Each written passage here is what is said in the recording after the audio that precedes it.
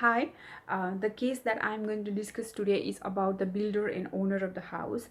The builder of the house is contracted to build the veranda of the house, and the contract it is clearly mentioned that the builders should use the hardwood to construct the veranda of the house. But instead of using the hardwood, he used the soft pine wood to construct the veranda of the house, and the owner of the house didn't know until the veranda is finished. So now I'm going to analyze this case by using the IRAC method. IRAC method refers to issues, rules, and relevant laws, applications, and conclusion. So starting with the issues of this case, the major issue to discussed by this case is about the builder and the owner of the house. The builder does not perform his terms of the contract according to the contract signed by him, when it is clearly mentioned in the contract that he should use the hardwood instead of the pine wood, but he couldn't perform the exact terms of the contract. So in this case, the plaintiff is the owner of the house and the defendant is the builder. So going to the rules and relevant laws of the case. So now according to the consumer Australian consumer code, it is clearly mentioned that for a contract to be performed, and the exact performance should be carried out as written in the contract. For example, if a supplier is contracted to supply the 5 tons of coal to a person, and then the supplier should exactly send 5 tons of supply 5 tons of coal to the person. And if he's even supplies 4.5 tons of coal to the person, then it will be the breach of contract.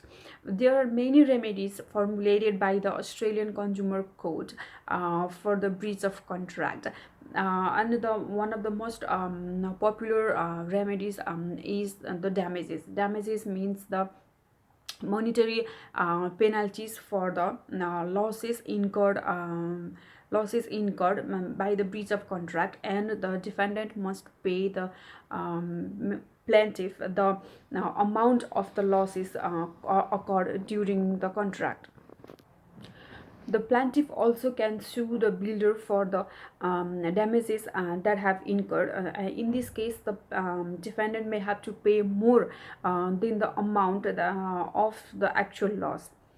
And regarding the application of this case, the plaintiff, or say the owner of the house, has presented the paper where it is clearly mentioned that the contract has been breached, by showing the paper that the both parties have signed it and agreed to build the veranda by using the hardwood pine. In this case, the point presented by the plaintiff is justified, but the builder may or defendant may argue that the plaintiff or the owner of the house have not occurred much more loss than he have presented. Then he may also argue that the soft pines are most commonly used wood in Australia to build the verandas, and also soft pines are as durable as the hard pines. But regardless of this, the contract has really been breached, and the builder is liable for the losses that have been occurred. To conclude, the issue raised by the plaintiff here is justified, and the builder here who breached the contract is proven guilty. And according to the Australian Court of Consumer, then the builder should have to pay for the losses and damages occurred due to the breach of the contract.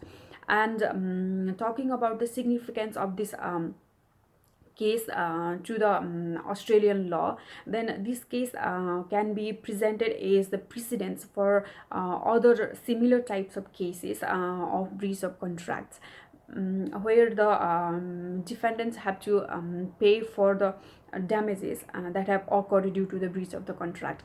And regarding making new laws out of this contract, no, there has not been any new rules and laws made out of this case, because it was a simple and straightforward case of breach of contract.